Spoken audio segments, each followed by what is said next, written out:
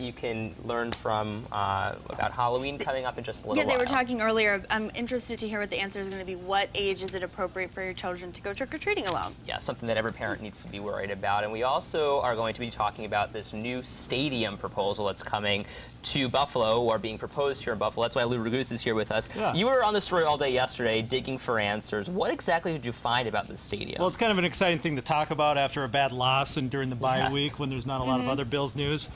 But this is a long-term plan by a couple of guys that have the money to put a plan like this together. And that's something that the Bills haven't, or the city hasn't had recently, is someone to bankroll their idea, to put together. This is a professional rendering of a site plan done by the group that makes all the stadiums now in the NFL, basically, and in Major League Baseball as well. This is $1.25 billion, basically. I mean, billions of dollars that are going into something like this. What's the reality of it actually happening? Well, that's the big question.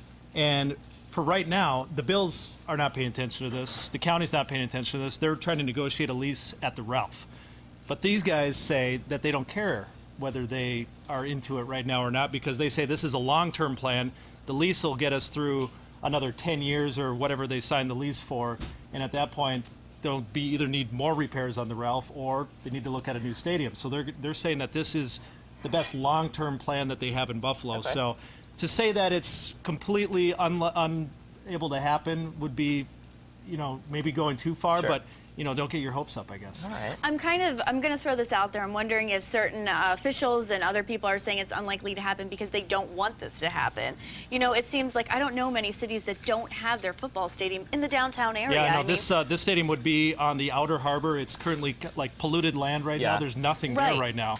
And it seems like it would be a good spot, but there's no infrastructure to get to it for all the fans to get to it, so it would be expensive. Right. To put in new roads and bridges but and everything. But it seems like it's a there. necessary thing to kind of get Buffalo in the forefront again. Right. What are we just going to ignore the city forever and say it's too much to deal with? So the answer to everything is no down there? The main reason I think that everyone is saying no right now is because they have to get that lease signed.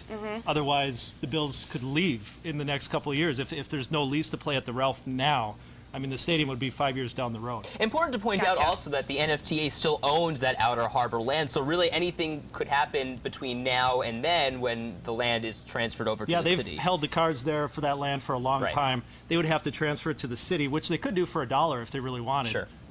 But they need to have a plan that they want to give it up for. Exactly. What I think is so interesting, and I like hearing this story, is because you have these two businessmen that want to invest their money in Buffalo, and we've, I think, been seeing that a lot lately in the news. There's a lot of businessmen in the area that want to give back to the city that has most likely given so much to them, and I think that's a really nice.